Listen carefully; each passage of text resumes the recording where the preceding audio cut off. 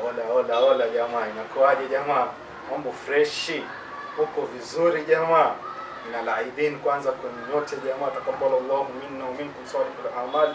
Au sio jamaa? Leo tuko na boss Kabunuz hapa, tupige intro. Naitwa Ahmed Abdul Karim Ali, ukipenda Abunuz Kabunuz, wengine wanaita JR Dinho, Instagram Ahmed_JR_Dinho. Yes. Sheikh wetu hapo ustad. Naam, bismillah. Assalamu alaykum wa rahmatullahi wa barakatuh. Wa alaykum assalam. Naam, kwa majina naitwa Abdushakur Abdul Hamid. Mashaallah. Tupe Insta handle bana jamaa. Kila mtu ataka kufollow bana tujue. _Abdushakur. Mashaallah. Sasa jamaa, kama mkumbuka za video tulivuta wakati tuzungumzia mambo ya changing men, boys to men. So I decided kwamba tukiwa na hii forum, kwa sababu wale vijana wangu tulikuwa nao, yani tutoana mbali kidogo, we can discuss, kwa sababu tulisema tuangalie al-akh hapa alidiscuss, wakasuggest kwa comments, akasema why should we not look at the responsibilities first. Mwanamume ajue, ama yule kijana unataka kumbadilisha ajue kwamba hivi ndio vitu vinavyotakikana. Ndio tukaonelea tuwe na hii discussion hapa leo kidogo, tujue tutafanyaje. Yani mtu akishajua okay, hivi ndio vitu vinavyotakikana, then from there tutaweza songea mbele, at least society yetu tusongeze, usio al-haq. Tuambie. Naam, katika majukumu ya mwanamume tunaweza kuangalia ile jukumu la mwanamume kwanza kwa mke wake, na pia tunaweza kuangalia majukumu ya mwanamume kwa watoto wake, familia na jamii nzima kwa jumla. Naam, lakini kwanza tuangalie majukumu ya mwanamume kwa mke wake. Maana hii topic ndio ni topic ambayo imezua yani zote na naam, sasa tuanze hapo. Naam, majukumu gani mwanamume afawe kwa mke wake? Jukumu kubwa kwa mwanamume kwa mke wake, hata katika Qur'ani imetajwa ar-rijalu qawwamuna 'ala an-nisa, kwamba wanaume wawe ni wasimamizi wa nani? Hilo ndo la kwanza kuu.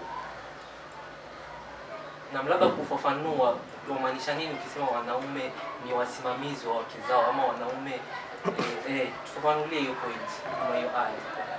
Kivyangu mimi, unajua point tunaweza kuitafsiri tofauti kwa sababu ile mambo yote ndio wao wasimamizi. Kwa msimamizi ni mambo mengi unasimamia, unaona? Lakini kivyangu mimi, kuwa msimamizi wa mwanamke ni kwamba jambo la kwanza ahakikishe kwamba njia anayokwenda yeye ndio njia anayokwenda mke wake. Kauli anayotoa yeye ni sawa sana kauli ya mke wake. Yaani msimamo ule wa dini uwe sawa. Hiyo ndio nilivyoelewa kwanza. Sawa.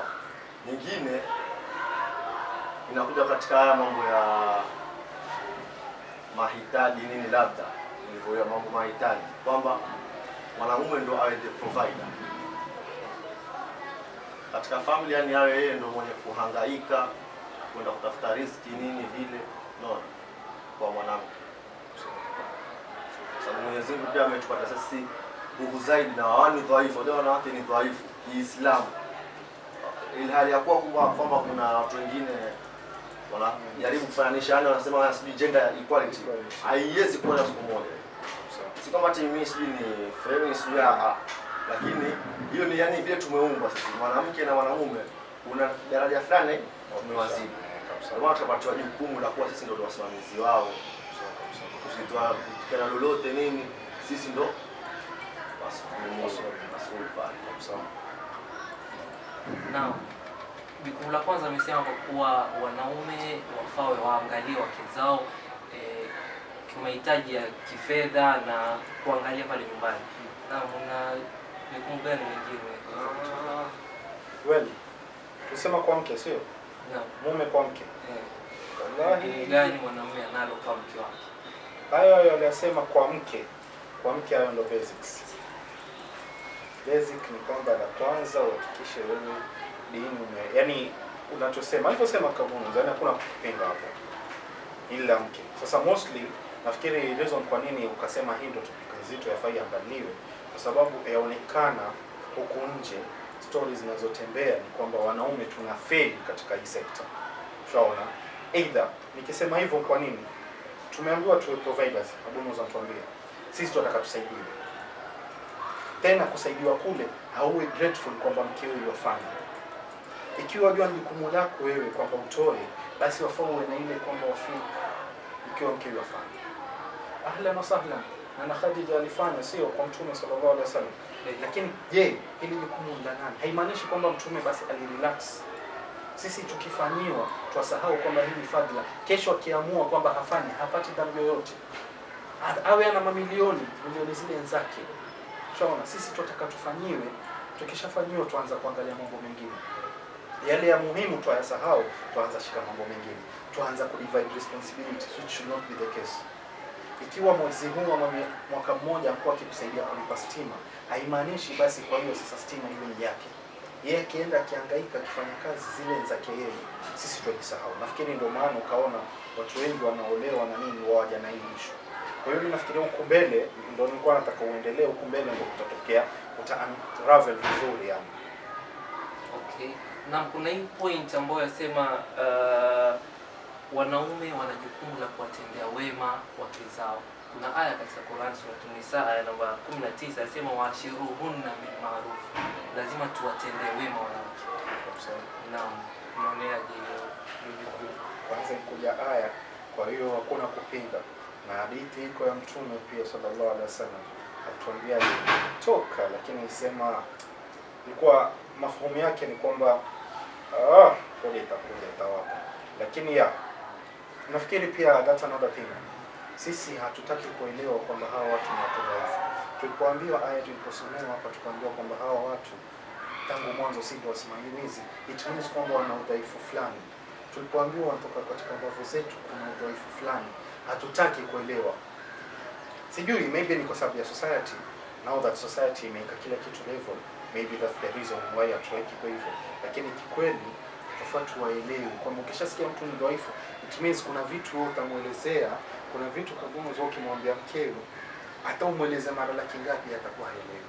Sasa wewe uchukue ile jukumu la kuwa unamwambia haelewe, umuelewe ule udhaifu wake, na yeye pia itakuwa kuna vitu ni dhaifu na yeye aelewe kwamba kwa jambo hili mwanangu ajaribu lakini hapa ashindwa. Chaona ndio ule wema, kwa sababu wema ni kwa kuelewana. Wema si kwa kufanya tu, waweza kufanya. Ndio mimi kamuuliza mtu, kuna mtu alikuwa asema wanaume hawana shukrani. Kwa tukizungumza topic hizi naambia wanaume hawana shukrani. Nikamwambia hii shukrani nyinyi mwaimaanisha vipi? Ni kwamba Abuno ukinipa hii simu niseme shukrani ama nikuoneshe kwamba nashukuru, ama zote? Kwa sababu kama wewe wasema shukrani, ukinipa hii simu ukishasema shukrani kushukuru barakallahu fikum, nitakuwa nishamaliza jukumu langu. Ushaona? Lakini je, iwe ile shukrani ni kwamba na wewe ninavyokuonesha kama aya inavyosema na kuonesha wewe na kuonesha hii shukrani, kwa sababu na aloniambia alikuwa mwanamke, ndio maana nikamuuliza the same questions. Je, wafanya vipi? Sishuki. Ndio patana. Nakupata hiyo. Na kuna jukumu lingine pia la mwanamume kwa mke wake ni kuwa afaa kuheshimu hisia zake, afaa kuelewa mke wake.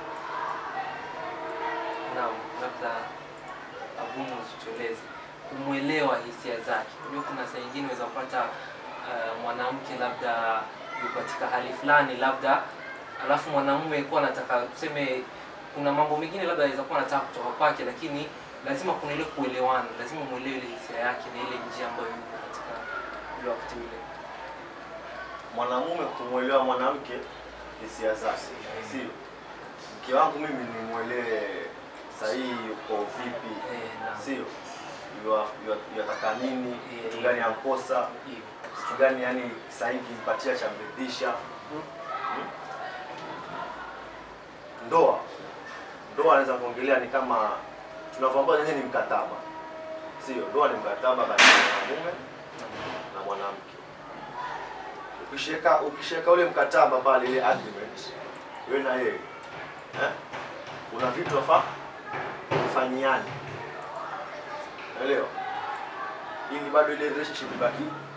Lakini vile vitu vikikosekana, basi ndo pale mkataba unakuja kuvunjika. Sasa wewe kumuelewa mke wako hisia zake na kumtendea wema, ni jambo ambalo ni yani laongeza tu nini? Pendo. Mahaba. Kabisa. Laongeza mahaba. Na pia yule mwanamke yani yafili ile mume wangu yani kuna mahali yani nikifanya hivi yani nijua, unaelewa? Yani mimi nikifanya hivi Mungu ashajua mimi nafanya kitu gani. Yani pia ile yapata ile utulivu ile. Mume wangu ndio anijua, amenisoma nini hivi. Maana kuna hata wake wengine si lazima waongee ama wajieleze kuwa niko katika shida fulani. Mwanaume mwenyewe jukumu lako ni kushamuona mke wako yuko hali fulani tayari wajua hapa labda jambo fulani limkasirisha ama jambo fulani furahisha. And that nafikiri tumeisema kwa topic hii point nyingine nilitoa. Alafu maybe I think reason kwa nini hizi shida zinatokea kisha iko ule mkataba tukuandika tufuate pia ni time. Sisi hapa kwa tunaweza kukaa hapa tulijuana over time. Tukajua mimi napendelea hivi, huyu apendelea hivi. Huyu kuna joke fulani ukimpa hana noma. Huyu mwingine the same joke ukimpa atakuwa kasirika. Yeye akikwambia iko sawa ushaona wajuana naye. Lakini sisi mostly tuna ile mentality fulani ya kuwa hili jambo liko hivi.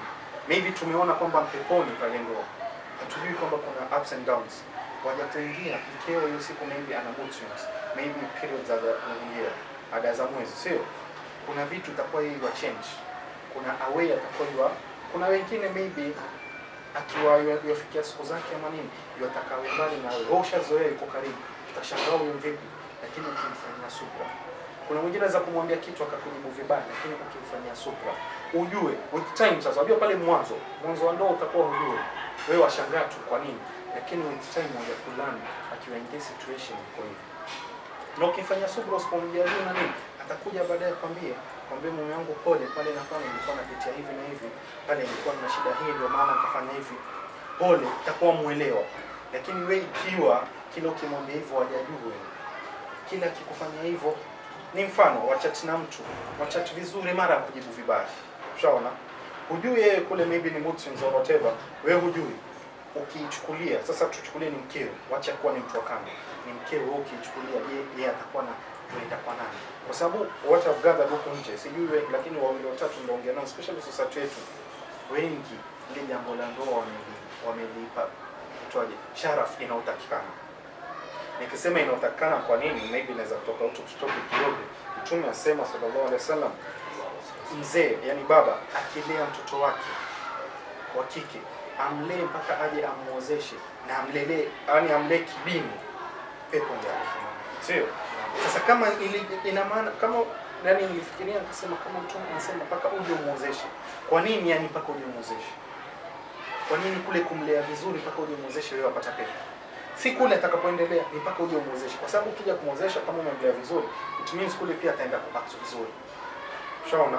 Sasa hili jambo la ndoa kwa nini nasema ni biashara? Alafu sasa sisi wanaume kidogo ndio tuaje tuafeli. Mwanamke ushampromise ile ilikuwa mkoto mkichat naye na nini umempromise, wamuonyesha vizuri siku ile maybe ana siku zake wampelekea ma chocolate, ni kuja kwa ndoa vitu vile waviacha ile. Chocolate ya shilingi 70 au shilingi 70 iwe kwa ndani ya ndoa, nje ya ndoa 70 ni ile ile. Kuna vitu wao wamfanyia wewe wamtengeze ile picture, taswira ule wema ule na nini, wamuonesha alafu waje wavitoa. Ndio pale wamenyeza mtoto wao. Ndio pale wasikia wanawake wengi wasema ndoa wangu vumilia. Ndio pale akwambia vumilia, mimi nakaa miaka 40 na wewe utaweza, mamako za kwambia manani. Kwa sababu gani? Sisi wanaume wenyewe huko kwetu tunavolieka hili jambo. Tualieka kwamba kule kutesana, kule kufanyana mabaya ndio reality. Hii ndio situation iliko. Which is not true. Ibaki watu wawe waangalia movie wakitamani vitu vya movie wakati dini yetu sisi inatufundisha vitu tofauti na wake zetu. Ushaona? Sasa nafikiri hapo ndio watu fail. Kuongezea mimi katika point yako bwana boss. Hapo kwenye feli kwa sisi wanaume. Naam. Pia naona ni ule mfumo tunaotumia kumlaghai yule mwanamke. Na mfumo unaotumia baada ya ushamlaghai ashaingia katika box yako tofauti. Ingawa watu wanatumia nguvu nyingi sana katika kumlaghai kwamba akubali. Akishakukubali ile nguvu inapungua ambapo sivyo. Kwa sababu yule ushamzoezesha stage fulani ndio umeanza naye hapo. Kwa hivyo inamaanisha uende na hivyo upande. kipanda. Lakini sisi tunaanza mahali juu tunashuka chini. Sasa kama sisi ingekuwa tunaanza huku chini, akubali ukiwa huku chini. Sawa. Ukienda naye pole pole basi mambo yanakuwa tofauti. Kumbuka nilisema kwa video moja, nikasema sisi shida yetu, nafikiri hata tulizungumzia, tukasema shida yetu mostly mtu yataka ajionyeshe ni mkali, oya ana pesa. Unasikia Cafe Point ifunguliwa, twende Cafe Point. Unasikia wapi kufunguliwa, twende huko. Unkuja kwa ndoa vitu vinkuja vinchange. Chosha muonesha vile. Utamuona yeye huyu apenda pesa naye, lakini wewe ulimuonesha vile. Ndio kasema mimi wanawake tusiwaite magordiga za nini. Ni wewe unavomuonesha. Ukimuonesha hata nikasema nani asopenda maisha mazuri? Exactly. Lakini wewe muonesha mazuri alafu haja kumpa mabaya, then moja ile kugeuka wasema huyu alikuwa yafuata pesa. Ulimuonesha wewe pesa, ungemuonesha huna. Ndio msema kila siku afadhali nikuoneshe mimi sina. Ukikaa nitajua ukaa kwa sababu yangu mimi. Lakini kaka abonus kwa sababu wewe umpeleka mahali fulani, kwa sababu kila siku umebana gari mkaenda kutembea, je, ile siku utakuwa huna. Uwe mwanzo ukiwa mwanzo. Kwanza ya mwanzo. Kama una kiasi fulani yani wewe umueleze kabisa. Mimi bana chokoleti utakula kwa mwezi mara mbili. Kabisa. Ice cream kwenda out mara moja kwa mwaka. Kabisa. Ajue ni kama atakuwa mpendea hapo. Basi atakuwa ampendeza ice cream basi hata tangu mwanzo kama anatoa tangu mwanzo, lakini utaona tushakaa miaka na pia hautoumia sana. Unajua akikukata pale mwanzo hakuna ile effect sana, kwa sababu kuna beef. Huwa ile ukikaa na mtu umeshajenga mazoea, alafu aje umuone mtu yani kama yani jitwalie ghafla pale ndo unaona. Lakini kama ndio kama mzisha kwanza hivi mwanzo, mazoea yenu kajenga hivi hivi pole pole, barafa shilingi 5, ice cream hivyo nini hapo yaisha. Na ndio nakumbuka kama unaweza kusema hii mambo ya kutengeana wema, alisema yeye akisema bana hao watu wataka kudanganya. Nafikiri pia Sheikh Yusuf ndio shazungumzia watu wengi yani huko kudanganya. Yeye tunazungumzia sasa hivi huko kudanganya wa kuzuri, kufanyana wema, kufanyana vizuri, vitu vidogo wallahi. Si ndio watu waona watu wameka expectation nyingi maana kitu wacholea, lakini wallahi vitu vidogo sana. Kama unzo ya pili kwa 10, yani kuna vitu tu, maybe umaliza kula umwambia shukran kwa chakula kilikuwa kizuri, umemsaidia kuondoa na leo nitaosha vyombo, wameona choka, ambia usipike leo, twende tukale nje, mwambia ushaona. Hata kama maybe inaweza kuwa ni pesa yako ndogo, lakini kuna away wa muonesha, kwa mfano akae kama ambaye ni wakana mfalme. Yule mfalme wewe ateseka hivyo na ana raha. Ndio ule wema. Wallahi ukimfanyia wema mkeo, uteseki. Na uzuri wa wanawake ni kuwa wanajua sisi tunawadanganya. Hiyo ni kitu kimoja ambao nimekuja kueleza. Wao wanajua ile kitu namwambia unamdanganya. Lakini ndio anavyotaka. Umdanganye. Unaona? Ili afurahi. Kama kuna katika visa hivi vya mtume alikuwa na mke wake Aisha. Alikuwa kucheza naye, alikuwa ni mdogo. Sasa shida naye kukimbia. Ndio mdanganya kama nani? Ana mbio Aisha yamshinda. Ndio ile furaha. Aisha wajaze hapa mimi ninaachiwa. Lakini basi tutaka hivyo na namshinda mwanangu hivyo. Yaani vitu kama hivyo. Yaani mdanganya tu basi. Lakini sasa sisi hiyo tunaona tunafikiria mbona ni nini? Tunaona kitoto. Na kuna wajibu wengine wa mwanamume ambao mwanamume lazima aweke siri za nyumbani. Unajua kuna saa nyingine wanaume wengine mambo ambayo tukiangalia nyumba waenda wapeleka nje, labda kwa rafiki zao ama hata kwa familia nyingine. Unajua mkiona mzozano au mgogoro katika nyumba lazima nyote wawili mkae kwanza msuluhishe jambo. Lakini utapata kwa saa nyingine kuna mgogoro ndani ya nyumba, lakini unapata mwanamume ndio wa kwanza kutoa ile mambo nje ya nyumba ama siri zozote zile za nyumbani. Mimi ninazojua mostly actually point nyingi ninazojua kutoka kwa mtu. Hata nilikuwa naongezea. Nyingi ninazojua actually sasa hivi umeileta ndio kaanza kujaribu kufikiria wapi nishasikia mwanamume ndio ameleta hizi issue kuzipeleka nje.